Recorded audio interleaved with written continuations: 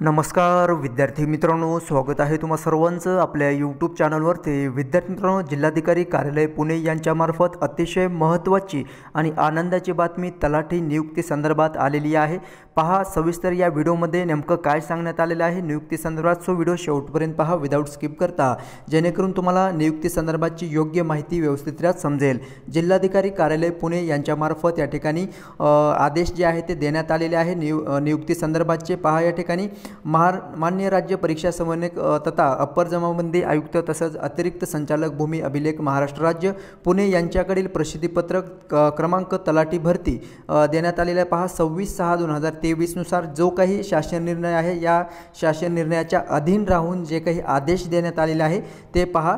विषय गट क तलाठी संवर्ग नवनियुक्तीचे पदस्थापना देण्याबाबत या ठिकाणी आदेश देण्यात आलेले आहे जिल्हाधिकारी कार्यालय पुणे यांच्यामार्फत। ज्या अर्थी मान्य राज्य परीक्षा समन्वयक तथा अप्पर जमाबंदी आयुक्त आणि अतिरिक्त संचालक भूमी अभिलेख महाराष्ट्र राज्य पुणे यांच्याकडील राज्यातील सर्व जिल्हाधिकारी कार्यालयाच्या आस्थापनेवरील तलाठी पदभरतीची जाहिरात प्रसिद्ध करण्यात येऊन ऑनलाईन परीक्षा ही ऑगस्ट 2023 व सप्टेंबर 2023 या कालावधीमध्ये घेण्यात आली आहे।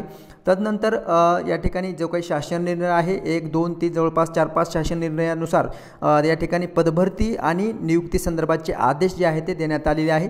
तुमच्या एक्झाम कशा झाल्या याबाबत या ठिकाणी थोडंसं उल्लेख करण्यात आलेला आहे। ओके, सो पहा या ठिकाणी निवड जे आहे ते देण्यात आलेली आहे, कशा पद्धतीने सांगण्यात आलेले ते आपण सविस्तर पाहूयात। ओके, सो उमेदवारांच्या नावाची यादी या ठिकाणी देण्यात आलेली आहे। तसंच मूळ प्रवर्ग, ज्या प्रवर्गातून उमेदवाराचं सिलेक्शन झालेलं आहे ते प्रवर्ग आणि ज्या कॅटेगरीतून उमेदवारानं अप्लाय केलेलं आहे त्या कॅटेगरीचं नाव या ठिकाणी देण्यात आलेलं आहे। ठीक आहे, सो पहा उमेदवारांचे नाव तसंच मूळ प्रवर्ग तसंच निवड प्रवर्ग समांतर आरक्षण सहित ज्या प्रवर्गातून कॅन्डिडेटचं सिलेक्शन झालेलं आहे ते प्रवर्गाचे या ठिकाणी नाव देण्यात आलेलं आहे। तसंच तलाठी संवर्गातील नवनियुक्त किंवा नियुक्ती देण्यात आलेली पदस्थापना उपविभाग तहसील तसंच साजा ज्या ठिकाणी तुम्हाला पोस्टिंग झालेली आहे त्या पोस्टिंग किंवा त्या ठिकाणाचं नाव या ठिकाणी तुमच्या नावाच्या समोर देण्यात आलेले आहे। पहा ह्या ठिकाणी गणेश सुनीलराव चौधर हे या ठिकाणी उमेदवाराचे नाव आहे। NTD मध्ये हा कॅन्डिडेट आहे आणि ह्याचं सिलेक्शन पहा जनरल मध्ये सिलेक्शन झालेलं आहे। जनरल 004 मध्ये जनरलमधून 4थ्या क्रमांकावर ह्याचं सिलेक्शन आहे आणि उपविभाग पहा कुठल्या उपविभाग ह्या उमेदवाराला भेटलेला आहे पुणे शिरूर आणि तहसील पुणे शहर आणि साजा जो आहे तो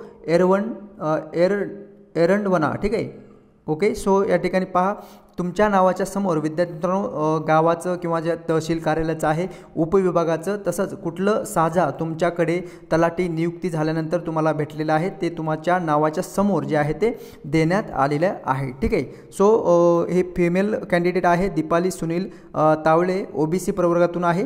जनरल फिमेल मधून ह्याचं सिलेक्शन आहे प्रवर्गातून पुणे शिरूर भेटलेलं आहे। शिरूर हे पुणे शिरूर हे उपविभाग आहे आणि तहसील कार्यालय शिरूर आहे आणि साजा जे भेटलेलं आहे ते अतिरिक्त तळेगाव ढमढेरे। ठीक आहे, सो विद्यार्थी मित्रांनो अशा प्रकारे तुम्हाला चेक करायचं आहे तुमच्या नावाच्या समोर कोणतं तुम्हाला उपविभाग भेटलेला आहे, कोणतं तहसील कार्यालय भेटलेलं आहे। ओके, सो त्या संदर्भात काही महत्त्वाच्या अटी आणि शर्ती देखील या ठिकाणी देण्यात आलेल्या आहे, पाहूयात।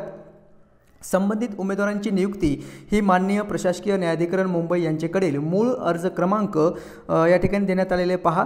या प्रकरणी होणाऱ्या अंतिम निर्णयाच्या अधीन राहून तसेच माननीय सर्वोच्च न्यायालय अनुसूचित क्षेत्रातील जे काही पेसा कायदा लागू आहे या 17 संवर्गातील सरळ सेवा पदभरती अनुषंगाने दाखल याचिका SLP याचिका क्रमांक या ठिकाणी तुम्ही पाहू शकता मधील निर्णयाच्या अधीन राहून हे जी काही नियुक्ती आहे नियुक्तीचे आदेश जे आहे ते देण्यात आलेले आहे।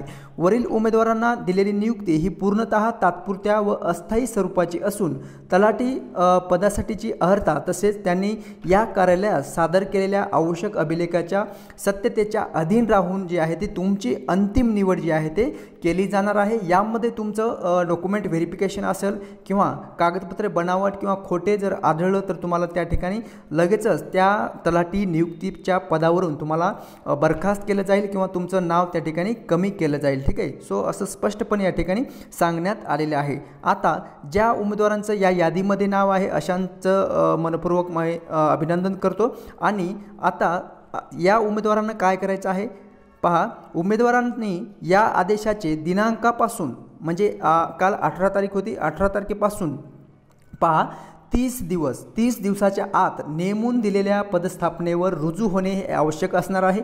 जर हे विहित मुदतीत सदर पदस्थापनेवर रुजू झाले नाही तर त्याची नियुक्तीची आदेश जे आहे ते रद्द करण्यात येईल असं स्पष्टपणे सांगण्यात आलेलं आहे।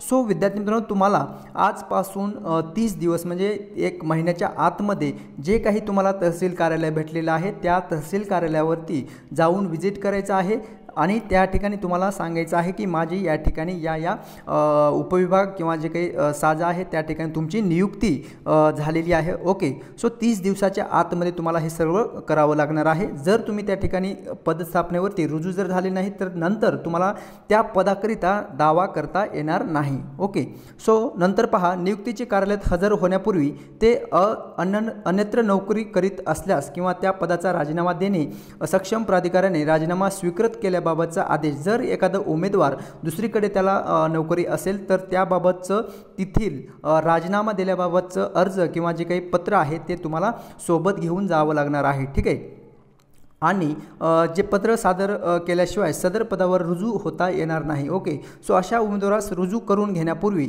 सर्व आवश्यक कागदपत्र प्राप्त करून घेण्याची जबाबदारी ही कार्यालय प्रमुखाची राहणार आहे। सदर उमेदवारांच्या ज्येष्ठता क्रमांक महाराष्ट्र नागरी सेवा ज्येष्ठतेचे विनियम जे काही नियमावली आहे त्यानुसार विद्यार्थी मित्रांनो तुमची निवड जी आहे ते मूळ शिफारशी यादीनुसार तुमची केली जाणार आहे। ठीक आहे, सो ही अपडेट आलेली आहे तलाठी भरती संदर्भाची पुणे जिल्हा यांच्यामार्फत जे कलेक्टर ऑफिस आहे त्यांच्यामार्फत या ठिकाणी ही नियुक्तीचे आदेश जे आहे ते देण्यात आलेले आहे। सो विद्यार्थी मित्रांनो, जर तुमचं या ठिकाणी या यादीमध्ये नावाचा समावेश असेल तर विद्यार्थी मित्रांनो पुढील वाटचालीसाठी तुम्हाला माझ्याकडून हार्दिक शुभेच्छा। भेटूयात नेक्स्ट अपडेट घेऊन पुढील व्हिडिओमध्ये। धन्यवाद। जर तुम्ही नवीन चॅनल पाहत असाल तर चॅनलला लगेच सबस्क्राईब जरूर करायचं आहे आणि माहिती जर आवडली असेल तर लाईक जरूर करायचं आहे। भेटूयात नेक्स्ट अपडेट घेऊन नवीन व्हिडिओमध्ये। धन्यवाद।